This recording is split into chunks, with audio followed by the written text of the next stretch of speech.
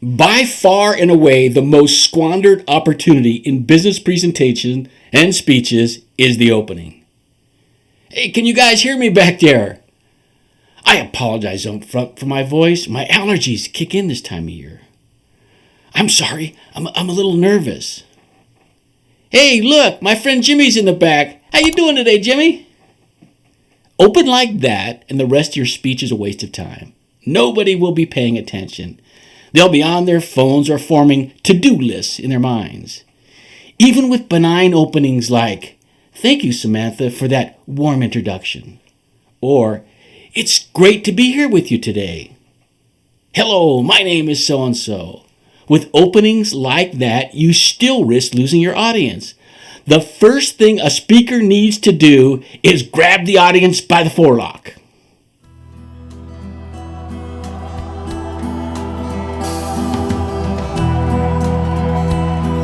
Greetings and welcome to an Odyssey in Oratory. I'm your grateful host, Dan Riley. Having listened to literally thousands of business presentations and speeches, I can tell you this: most people blow their opening. The speaker's opening is the first and best chance to capture the audience's attention. And too many waste these precious seconds with banal pleasantries, apologies for this or that, microphone and sound checks, or just a little chit-chat as they were talking to a neighbor over the backyard fence. No! Grab your audience by the forelock. And today I'm going to tell you just how to do that. Give or take, there are about 10 effective ways to open a speech. Here they are in no particular order. Number 1, rhetorical or literal question. The speech starts by asking the audience a question. Number 2, a quotation. I'll speak more about these in a minute. Number 3, state a startling fact or statistic. Number 4, audience participation. Can I see a show of hands of who took public transportation here today? Number 5, silence, opening with a long pause. What I'm talking about here is a long, dramatic pause. As an aside, a speaker should never begin their speech until the audience is quiet. And for God's sake, they should not be the one asking the audience to be quiet by saying something like, "Can I get everybody's attention?" If there's no MC, a speaker should just stand there in silence. The audience will police themselves and become quiet in no time. Back to the list. Number 6, tell a joke or some kind of humor. My least favorite, by the way.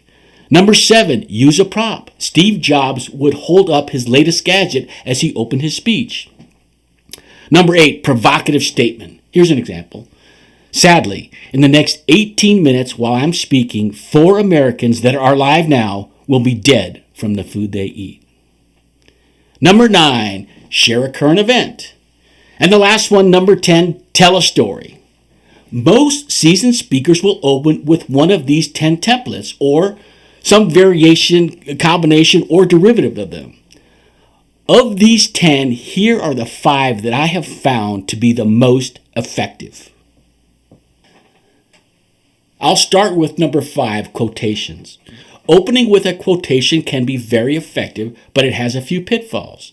For the quote to work, the speaker needs to be very familiar with it, as an audience will always sense whether the quotation genuinely touches the speaker or was the product of a Google search.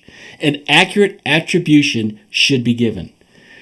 I used to use this quote for many years: "Winning isn't everything, it's the only thing," and attribute it to Vince Lombardi.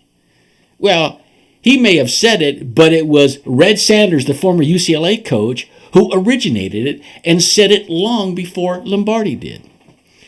And it is not enough just for a quote to be witty or inspirational. It must have a strong and obvious tie to the central theme of the speech. Number 4, provocative statement. The one I mentioned earlier is a great example.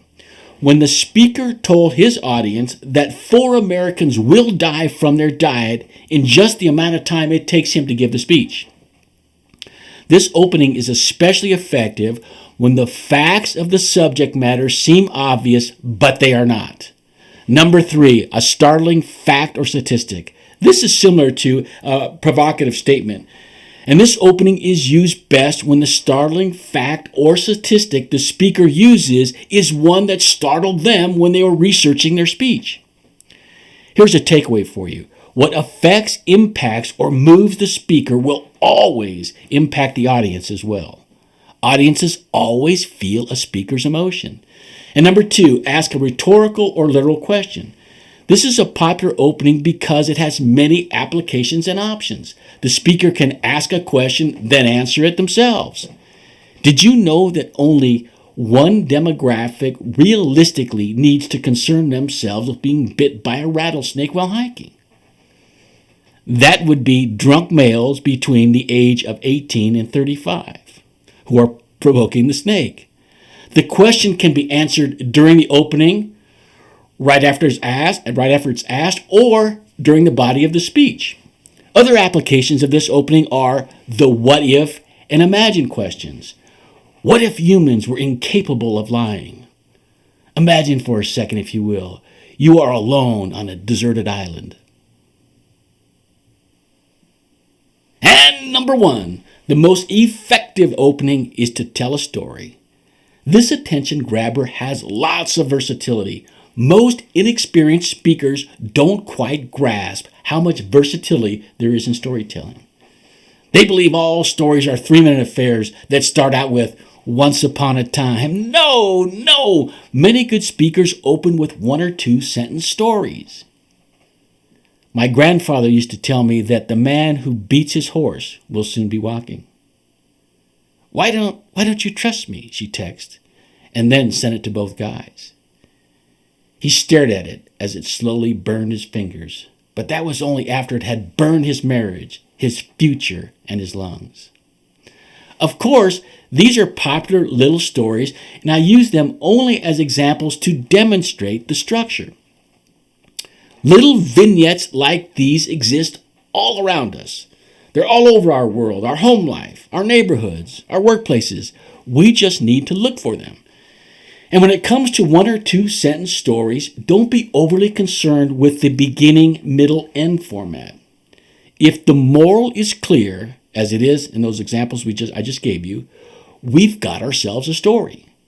While opening with a story is usually the best hook, it is also the most challenging and the riskiest of the openings. If the speaker is nervous and starts with a traditional 1 or 2 minute story and fumbles it by forgetting parts or their timing is off when delivering the climax of the story, it can be tough to recover and redeem the speech. This is why professional speakers all have signature stories that they've told a zillion times. Speakers can gain experience by telling stories in the body of their speech before using them for openings. And no presenter should ever tell a story in any part of their speech unless they are 100% committed to it. Have you ever seen a golfer whose next shot is over water and can't commit to a club? When they finally select one, invariably they hit the ball into the water. If the speaker's attitude is, I'm not sure this story will work, will our CEO like it? Is it appropriate? Tell an uncommitted story and you will most assuredly end up in the water. Lastly, the story needs to be obviously relevant to the speech topic. How many times have we heard, that was a cute story, but what the hell did that have to do with the price of tea in China? While in an academic sense, I have found these 5 openings to be the most successful, in the real world, it will usually be a blend of 2 or more of these with loads of nuance that are most effective. So don't be rigid in your selection.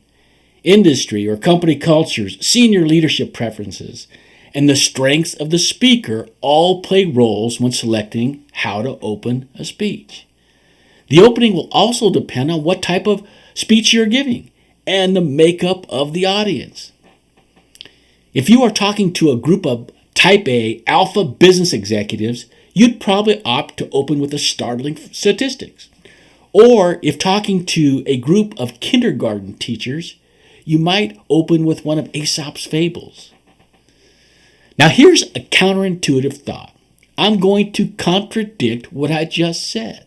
Just maybe our kindergarten teachers would perk up if you told them a startling statistic about the extraordinary activity that takes place in the right hemisphere of 6-year-old brains compared to those of 15-year-old brains. Or the business executives might look up from their phones if you opened your speech telling them that their business model was killing the goose that lays the golden eggs. Just as in quantum physics, where electrons can be both particles and waves, the beauty of public speaking is that it can be both a science and an art, or a combination of both. Okay, my last point regarding openings. I would not recommend settling on an opening until the speech is almost completely crafted. By then, you know exactly where you're going to take the audience. This gives you the opportunity to start the speech at a place that sets up and all but ensures a dynamic close. Many speakers craft their openings and closing as a single mini speech unto itself. Then they deliver the first half as the opening and the second half as the closing. Recently, I was asked to give a quick talk to some newcomers to public speaking. I selected as my speech topic how underutilized the pause is with beginning speakers. I opened with a Zen koan, a startling fact. A Zen master once told me that it was the space between the bars that holds the tiger. Of course, I paused for a few seconds, then proceeded to give my speech on the importance of the pause. I closed my speech by taking the opening full circle and telling the audience that I believe it is the silence between the words that makes the speech. Long ago, I settled on this simple litmus test for speech openings. Will this opening grab my audience by the forelock? As for today and my part, that's all there is. If you are listening and found this message useful, please consider following me on your podcasting hosting site. Or if watching on YouTube, please consider subscribing. This is Dan Riley taking you on an odyssey into oratory. Until next time, throw off the bowlines, sail away from the safe harbor, and catch the trade winds in your sails. We're on the move.